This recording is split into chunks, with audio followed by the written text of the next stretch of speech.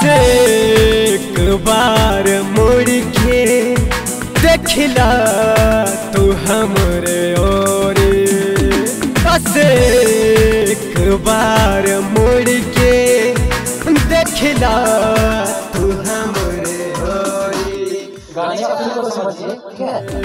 बस एक बार मुड़ के देखला तू हमरे ओर।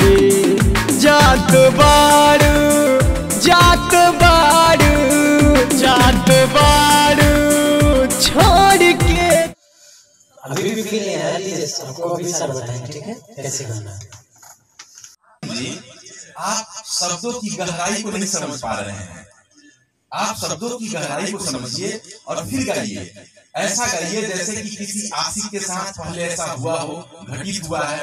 आप वो आशिक बन के समझ के और फिर अपने आप को ढाल के उसमें गाइए, तो जाके बात बनेगी और एक अच्छा गाना क्रिएट होगा। सर आप तो ऐसे मदहोश होकर बोल रहे हैं सर, जैसे सचमुच आपके साथ ऐसा हुआ है। नहीं नहीं भाई, मेरी कोई गर्लफ्रेंड नहीं थी। चलिए आते हैं, आइए रिदम आइए, फिर से इसको गाते हैं, ठीक है आइए।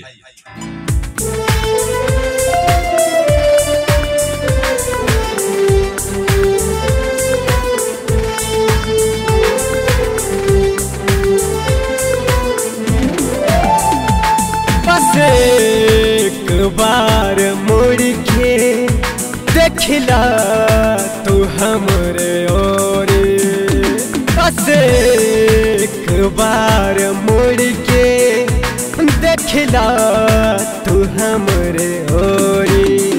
जात बाड़ू जात बाड़ू जात बाड़ू छोड़ के तू नहीं हर के यार गोरी।